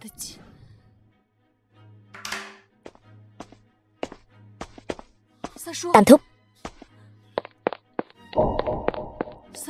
Tam thúc, chuyện này là sao? Là do Trương Hải Ba làm. Đúng vậy, chính là hắn. Hắn đã cướp đi Thánh Y Điển của nhà họ Trương chúng tôi, dùng dùi cui điện đánh tôi bất tỉnh, rồi bỏ trốn. Tam thúc, người không sao chứ? Ta không sao, chỉ là đầu hơi choáng váng. Nghỉ ngơi một chút là khỏi. Còn hai người, sao lại ở cùng nhau nữa rồi? Chuyện này nói ra thì dài dòng, nói trắng ra là vẫn là do Trương Hải Ba bày mưu khiến chúng tôi rời đi, hắn mới có thể thừa cơ lẻn vào. Giang đại ca, Bát gia, quả nhiên là y thư bảo điển, Thánh Y Điển. Làm tốt lắm, Bát gia. Vì cuốn sách này, tôi tốn không ít tâm tư. Tốt, số tiền ngươi nợ ta từ hôm nay xóa bỏ hết. Lời nói ra tuyệt đối giữ lời. Không phải còn 1 tỷ bồi thường thêm sao? Ngươi nói cái đầu của ta này, sao ta lại quên mất chuyện này nhỉ? Ngươi lại đây, ta đưa thẻ cho ngươi.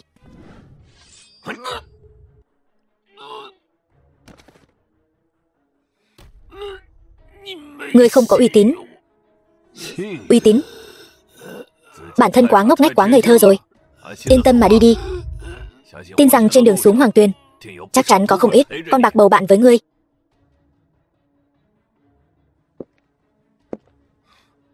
Dám đòi ta 1 tỷ, ta khinh. Đồ súc sinh vẫn chỉ là đồ súc sinh, mãi mãi chỉ biết bò mà thôi.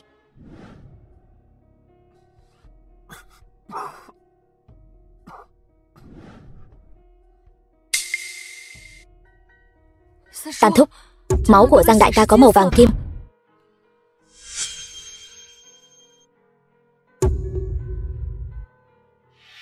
Có chuyện gì vậy Tam thúc?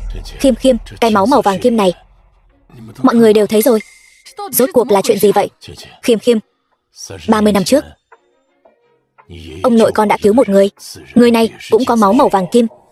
Tuy nhiên dưới sự chữa trị tài tình của ông nội con, người này đã khỏi bệnh. Sao con chưa từng nghe ông nội kể qua chuyện này? Lúc đó ông nội con chỉ kể lại cho ta nghe, chứ không ghi chép lại bệnh tình của người này. Nhưng giờ gặp lại người có máu màu vàng kim, ta có chút nghi hoặc. Giang Long đã cất công đến nhà họ Trương làm tài xế, làm vệ sĩ, có phải là muốn một ngày nào đó chữa khỏi bệnh cho mình? Đúng vậy, chỉ là cha tôi lúc sinh thời không hề nói cho tôi biết cách chữa trị căn bệnh này, cho nên tôi cũng đành bó tay.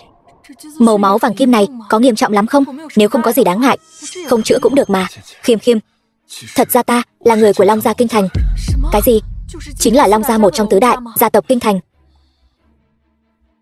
Gia tộc chúng ta có một loại bệnh di truyền, máu đều có màu vàng kim. Phàm là người mắc bệnh di truyền này thường không sống quá 40 tuổi, thậm chí có thể không sống đến 30. Vậy chẳng phải Giang đại ca cũng... Năm đó ông nội cô Trương Nhất Chỉ, người mà ông ấy cứu chữa là nhị thúc của ta. Ban đầu nhị thúc ta cũng không để ý lắm, mãi đến khi ông ấy sống đến 40 tuổi mới bắt đầu tìm hiểu nguyên nhân, phát hiện ra là do ông nội cô làm. Nếu đã như vậy, lúc trước tại sao không trực tiếp đến Trương gia để Trương gia chữa trị cho ngươi? Đã quá muộn rồi. Lúc nhị thúc ta phát hiện ra thì phụ thân ta đã qua đời. Hiện tại Long gia chỉ còn lại 2 thế hệ là ta và nhị thúc. Trương Nhất Chỉ tiền bối đã sớm quy tiên, nên ta mới một mình đến Trung Cổ Thị tìm cách cứu chữa bản thân. Nhưng mà ông nội không hề nói cho chúng ta biết cách chữa trị căn bệnh máu vàng kim này. Ông nội con học rộng biết nhiều, y thuật cao siêu, gần một nửa sở học đều đến từ Thánh Y Điển của Trương gia. Ta cũng đã xem qua Thánh Y Điển, bên trong không hề ghi chép phương pháp chữa trị căn bệnh này. Nếu đã như vậy, ta chỉ có thể phó mặc cho số phận. Tuy nhiên vẫn còn một tia hy vọng. Hy vọng gì? Tam thúc, thúc mau nói đi. Thánh Y Điển của Trương gia chỉ là phần trên của Lăng gia. Nếu có thể lấy được phần dưới của Lăng gia, bệnh tình của Giang Long sẽ có hy vọng. Cái gì? Lăng gia? Đúng vậy, Trương gia chúng ta và Lăng gia vẫn luôn bất hòa. Nếu đã có mục tiêu, ta có cách Con có cách. Cứ chờ xem. Trương tiểu thư, hôm nay gọi tôi đến đây không chỉ là mời tôi uống trà chứ? Đúng vậy. Vậy cô đến để sỉ nhục tôi sao? Lâm tiểu thư hiểu lầm rồi. Tôi biết cô thua trong cuộc thi y thuật, vẫn còn ấm ức. Để xóa bỏ mối lo ngại của cô, tôi sẵn lòng đánh cược với cô một lần nữa. Thật chứ? Tôi lặn lội đường xa đến đây không phải để đùa giỡn. Được thôi. Nhưng nếu chúng ta cứ so tải xuống thế này mà không chọn thứ gì làm vật đặt cược thì chẳng phải quá tẻ nhạt sao? Vậy cô muốn cược thế nào? Nếu cô thua thì đem tài xế của cô cho tôi, thế nào? Con ngu này lại dám đưa ra yêu cầu như vậy, tôi cũng đành phải thuận nước đẩy thuyền. Vậy nếu cô thua thì sao? Nhà tôi có một cây nhân sâm ngàn năm có thể làm vật đặt cược. Một lời đã định. Tuy nhiên, cô muốn thi đấu như thế nào? Tôi thấy không cần phải phiền phức như vậy. Chúng ta không bằng một trận định thắng thua. Để công bằng. Không bằng chúng ta dùng anh ta làm bệnh nhân thực tập của chúng ta, thế nào? Các người muốn làm gì? Đừng manh động.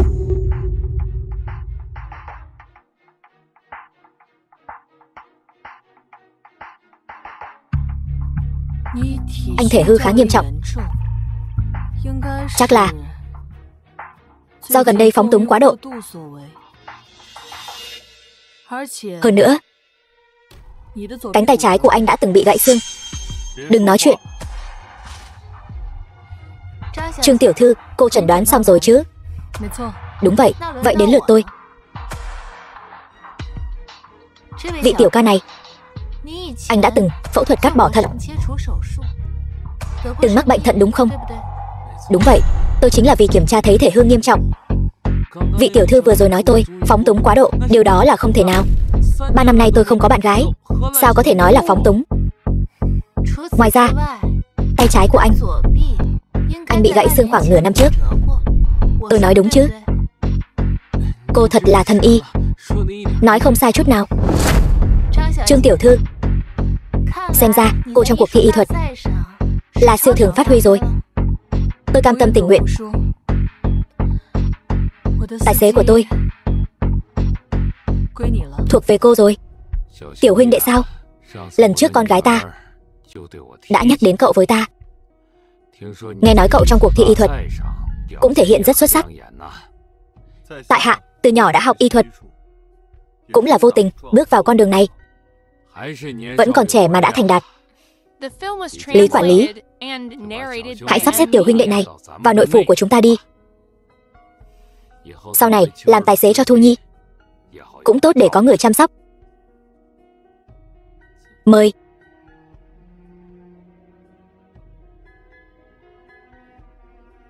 Thu Nhi, con có biết mình đã làm gì không? Có chuyện gì vậy cha? Đây là nha đầu nhà họ Trương, cam tâm tình nguyện thua ta. Con gái ngốc sao? Con ở cuộc thi y thuật đó con còn không thắng được nha đầu nhà họ Trương, con nghĩ cô ta sẽ tùy tiện đồng ý với con so tài y thuật sao? Ý cha là Giang Long là do Trương Khiêm cố ý thua con. Đây là âm mưu của cô ta. Ta thấy chắc chắn không sai. Vậy sao cha còn đưa hắn về nhà? Ta đang cho hắn cơ hội. Ta muốn xem bọn họ rốt cuộc đến nhà ta muốn làm gì. Con hiểu rồi.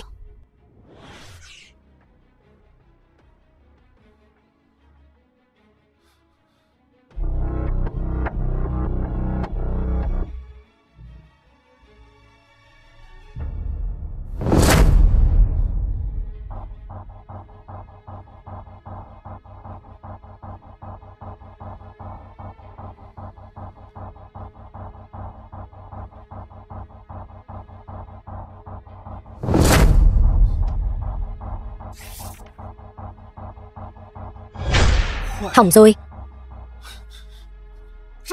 Đứng lại. Người quả nhiên là vì Thánh Y Điển mà đến. Giang Long, ta đã rất tin tưởng ngươi. Ngươi quả nhiên cấu kết với Trương Khiêm đến nhà ta trộm sách. Lăng tiên sinh, Lăng Thu tiểu thư, tôi đã bị các người bắt được. Tôi cũng không còn gì để nói, nhưng các người quả thực là hiểu lầm nhà họ Trương rồi. Chuyện trộm sách là do tự tôi nghĩ ra. Ngươi nói vậy ta tin được sao? Trương Khiêm tiện nhân đó lại phối hợp với ngươi. Ngươi dám nói không phải cô ta sai khiến? Ta đều bị các ngươi bắt được rồi, còn cần thiết phải lừa các ngươi sao? Ngươi tên trộm sách này lại còn lý sự hùng hồn như vậy, nhất định là trộm quen rồi. Hôm nay ngươi không nói rõ ràng mọi chuyện, nhất định sẽ cho ngươi không ăn được, mà lại còn phải ôm hận mà đi. Lăng tiên sinh, những lời tôi sắp nói ra có liên quan đến chuyện của nhà họ Lăng và nhà họ Trương. Ngài có chắc chắn muốn họ nghe không?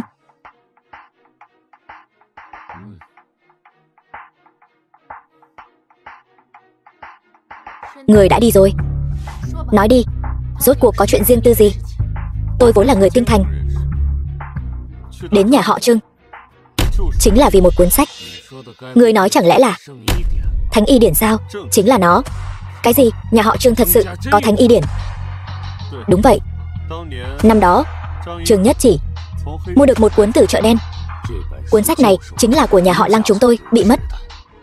Vậy nói như vậy, Thánh Y Điển này vẫn còn trong tay nhà họ Trương, đã bị Trương Hải Ba trộm mất rồi. Trương Hải Ba? Ngươi nói lại lần nữa. Đã xác nhận rồi, có người đi phượt ở Trung Cổ Sơn, phát hiện thi thể của Trương Hải Ba. Hắn mất như thế nào? Hình như là bị chém. Được rồi, lui xuống đi. Tam thúc, Trương Hải Ba hắn ta đều biết rồi. Muốn có được Thánh Y Điển của nhà họ Trương chúng ta, không phải Trương Hải Ba, mà là người khác. Ngươi nghĩ ta sẽ tin ngươi sao? Ngươi có thể chắc chắn không? Đã chắc chắn rồi, lui xuống đi. Phụ thân, xảy ra chuyện gì vậy? Trương Hải Ba mất thảm ngoài đồng rồi. Cái gì? Hắn mất rồi, không phải tin giả chứ? Chuyện này không thể giả được. Lăng tiên sinh, tin lời tôi mấy phần rồi. Tôi vẫn không thể tin. Nếu ngươi đã đến nhà họ Lăng chúng ta thì đừng hòng rời đi. Ngươi muốn làm gì?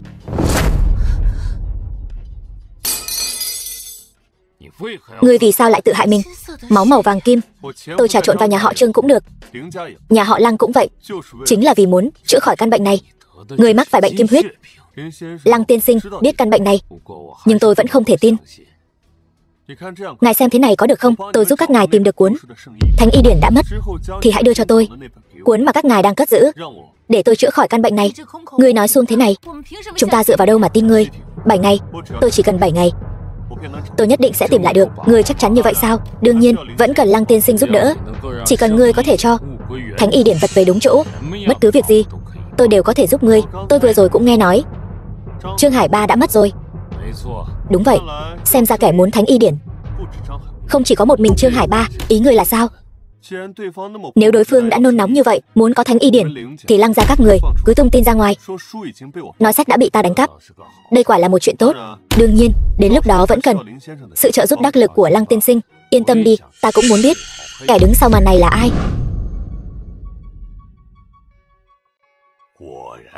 Quả nhiên là thánh thư của cổ võ thế gia. Hôm nay rốt cuộc có thể tận mắt chứng kiến rồi. Hoắc tiên sinh, có chuyện gì mà hốt hoảng vậy? Chuyện vui trời cho. Chuyện vui gì? Vừa nhận được tin tối qua Lăng gia bị trộm viếng thăm, thư khố nhà bọn họ bị trộm mất đồ, cuốn Thánh Y Điển hạ bộ kia đã bị trộm mất rồi. Càng lúc càng thú vị rồi đây. Có biết là ai làm không? Chuyện này tạm thời vẫn chưa tra ra, nhưng có một chuyện rất kỳ lạ. Chuyện gì? Nghe nói mấy hôm trước con bé nhà họ Trương, tài xế của nó bị sa thải, lại được con bé nhà họ Lăng đưa đi. Tên tài xế nhỏ này quả nhiên không đơn giản. Ngươi đi phái người điều tra lai lịch của tên này, xem hắn ta đang ở đâu. Đã phái người đi điều tra rồi, để Ma Vương Thu Bát đi làm việc này, để hắn ta đi. Vậy lại có người mất mạng nữa rồi. Ta không thể chờ đợi thêm được nữa, mau chóng thông báo xuống dưới. Vâng, tôi đi làm ngay. Khoan đã, còn gì dặn dò nữa không? Nghe nói tên tài xế nhỏ này có tình cảm rất sâu đậm với con bé nhà họ Trương. Người phái người mời con bé nhà họ Trương đến phủ ta. Đã hiểu.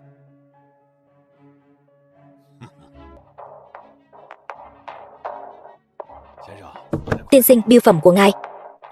Tôi không mua cái này. Nói, cuốn sách đó giấu ở đâu?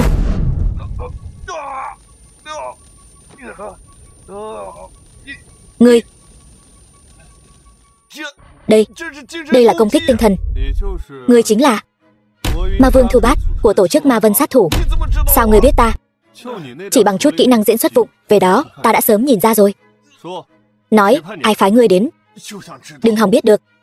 Có tiêu đời cũng không nói cho ngươi biết. Là lão Hoắc Thăng đó phải không? Sao ngươi biết hắn? Chuyện này ngươi không cần quản. Mang đi.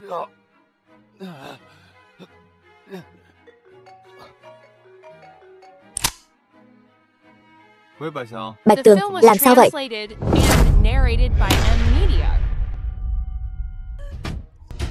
Các người tốt nhất là tránh xa ra. Nếu không đụng trúng Khiêm Khiêm thì không hay đâu. Thật ra chỉ là Giang đại ca.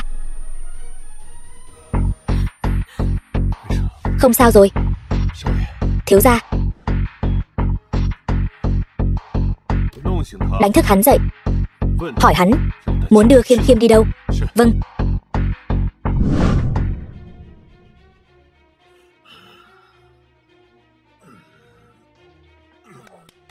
Hay.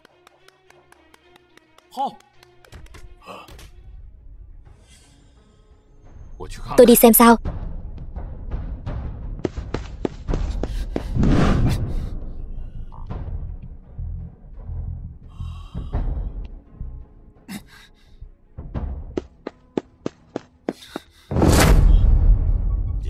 Người trẻ tuổi, thân thủ khá lắm.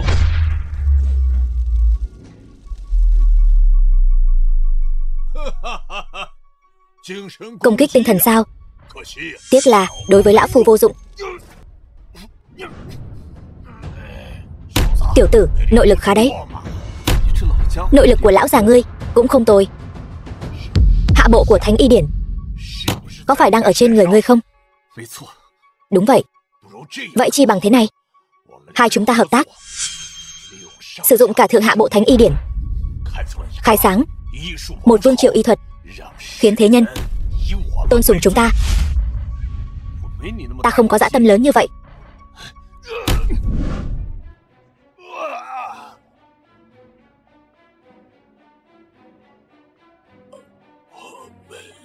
Không ngờ cuối cùng vẫn là một mớ hỗn độn.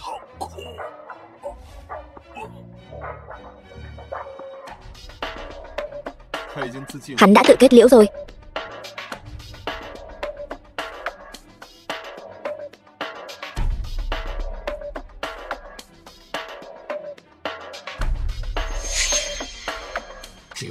Quả nhiên cuốn sách này ở trên người hắn.